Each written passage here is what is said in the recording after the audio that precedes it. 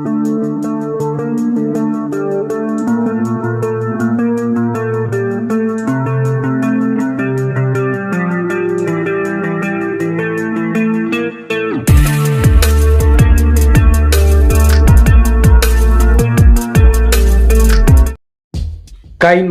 Open ചെയ്യാം. ഒരു പുതിയ പ്രോജക്റ്റിനായി ക്രിയേറ്റ് ന്യൂ കൊടുക്കുക. ഇവയിൽ നിന്നും 9:16 എന്ന ഈ ആസ്പെക്ട് റേഷ്യോ സെലക്ട് ചെയ്ത് ക്രിയേറ്റ് കൊടുക്കുക. ഇമേജ് അസസിൽ നിന്നും ബ്ലാക്ക് കളർ സെലക്ട് ചെയ്യുക.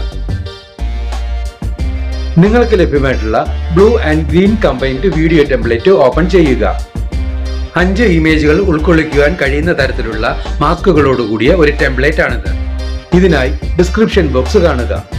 ഓപ്ഷൻ ബാറിൽ നിന്നും സ്പ്ലിറ്റ് സ്ക്രീൻ സെലക്ട് ചെയ്യുക. റെക്ടാംഗിൾ കൊടുക്കുക. ഓപ്ഷൻ ബാറിൽ നിന്നും ക്രോമ കീ സെലക്ട് ചെയ്യുക. ഇവിടെ ക്ലിക്ക് ചെയ്ത് ക്രോമ ഫങ്ഷൻസ് എനേബിൾ ചെയ്യുക. കീ കളർ ഇവിടെ ക്ലിക്ക് ചെയ്ത് ബ്ലൂ കളർ സെലക്ട് ചെയ്യുക. ഇപ്പോൾ ടെംപ്ലേറ്റിലെ ബ്ലൂ കളർ നമുക്ക് വേണ്ട രീതിയിൽ റിമൂവ് ചെയ്യപ്പെട്ടിട്ടുണ്ട്. ആവശ്യമെങ്കിൽ ഈ 2 കീകളിലെയും പെർസെന്റേജസിൽ വേണ്ട മാറ്റങ്ങൾ വരുത്തി ടെംപ്ലേറ്റിൽ നിന്നുമുള്ള ബ്ലൂ കളർ പൂർണ്ണമായും ഇല്ലാതെയാക്കേണ്ടതാണ്. മുകളിലത്തെ ഇമേജ് ലെയറിന്റെ ഡ്യൂറേഷൻ ടെംപ്ലേറ്റ് ലെയറിന്റെ ഡ്യൂറേഷന് അനുസൃതമായി എക്സ്റ്റെൻഡ് ചെയ്ത് വെക്കുക. കർസർ പതിയെ മുന്നോട്ട് മൂവ് ചെയ്യിച്ച് മാസ്ക് അവസാനിക്കുന്ന ബ്ലാങ്ക് പോയിന്റിൽ, അതായത് ഗ്രീൻ സ്ക്രീൻ മാത്രമായി വരുന്ന ഭാഗത്തായി നിർത്തുക. ഈ പോയിന്റ് ബുക്ക് മാർക്ക് ചെയ്യുന്നതിന് കർസറിന് മുകളിൽ ചെറുതായി ലോങ് പ്രസ് ചെയ്യുക. ഇപ്പോൾ നാം പ്രസ് ചെയ്ത പോയിന്റിൽ നീല നിറത്തിലുള്ള ബുക്ക് മാർക്ക് വന്നതായി കാണാം. ഈ രീതിയിൽ കർസർ വീണ്ടും മുന്നോട്ട് മൂവ് ചെയ്യിച്ച് ടെംപ്ലേറ്റിലെ എല്ലാ ബ്ലാങ്ക് പോയിന്റുകളും ബുക്ക് മാർക്ക് ചെയ്യുക.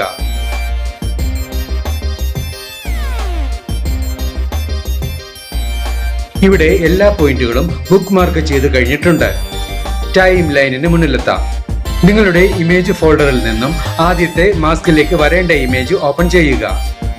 ഈ ലെയറിന്റെ ഡ്യൂറേഷൻ ടെംപ്ലേറ്റ് ലെയറിന്റെ ഡ്യൂറേഷന് സമമായി എക്സ്റ്റെൻഡ് ചെയ്ത് വെക്കുക. ഈ 3 ഡോട്ട്സ് ബട്ടണിൽ ക്ലിക്ക് ചെയ്ത് സെൻഡ് ടു ബാക്ക് കൊടുക്കുക. ഇമേജ് മാസ്കിനുള്ളിൽ കറക്റ്റ് ഫിറ്റ് ആവുന്ന രീതിയിൽ സൈസ് അഡ്ജസ്റ്റ് ചെയ്ത് വെക്കുക. കർസർ ആദ്യത്തെ ബുക്ക് മാർക്കിന് മുകളിലായി കൊണ്ടുവന്ന് വെക്കുക.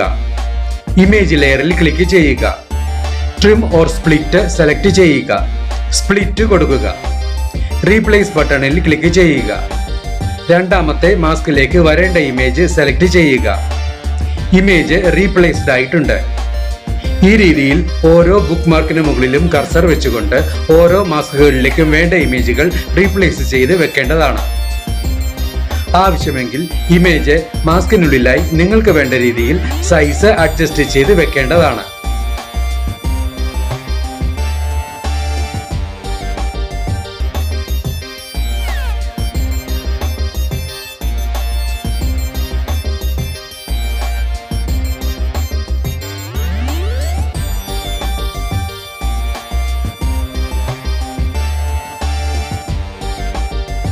ഇവിടെ എല്ലാ മാസ്കുകളിലേക്കും വേണ്ട ഇമേജുകളും റീപ്ലേസ് ചെയ്ത് വെച്ച് കഴിഞ്ഞിട്ടുണ്ട്. ഈ പ്രോജക്റ്റ് എക്സ്പോർട്ട് ചെയ്യിക്കുന്നതിനായി ഇവിടെ ക്ലിക്ക് ചെയ്യുക. സേവ് ആസ് വീഡിയോ കൊടുക്കുക. എക്സ്പോർട്ടിംഗ് കഴിഞ്ഞിട്ടുണ്ട്. ഈ വിൻഡോ ക്ലോസ് ചെയ്ത് പ്രോജക്റ്റിലേക്ക് തിരികെ എത്താം. ടൈം ലൈനിൽ നിന്നും ടെംപ്ലേറ്റ് ലെയർ ഡിലീറ്റ് ചെയ്ത് കളയുക. ആദ്യത്തെ ഇമേജ് ലെയറിൽ ക്ലിക്ക് ചെയ്യുക. സ്പ്ലിറ്റ് സ്ക്രീൻ സെലക്ട് ചെയ്യുക. റെക്ടാംഗിൾ കൊടുക്കുക. ഈ രീതിയിൽ എല്ലാ ഇമേജ് ലെയറുകളും സ്ക്രീനിൽ നിറഞ്ഞു നിൽക്കുന്ന വിധം എൻലാർജ് ചെയ്ത് വെക്കുക.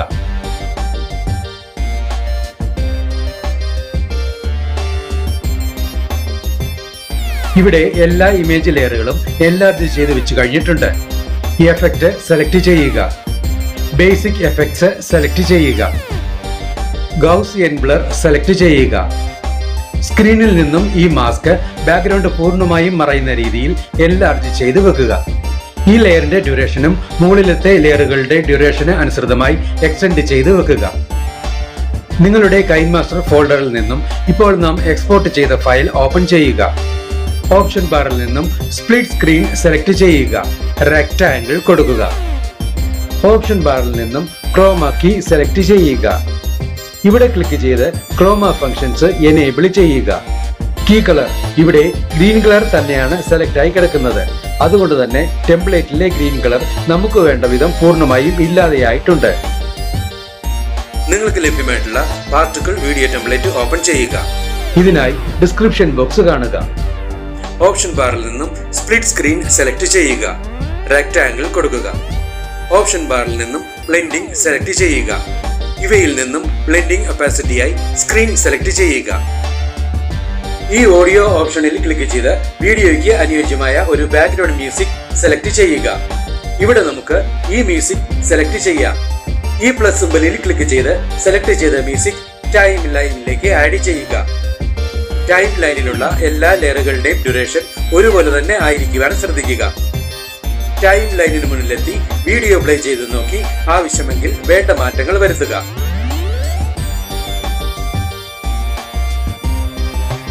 ഈ വീഡിയോ നിങ്ങൾക്ക് ഇഷ്ടപ്പെട്ടുവെങ്കിൽ ലൈക്ക് ചെയ്യുക, ഷെയർ ചെയ്യുക, കമന്റ് ചെയ്യുക.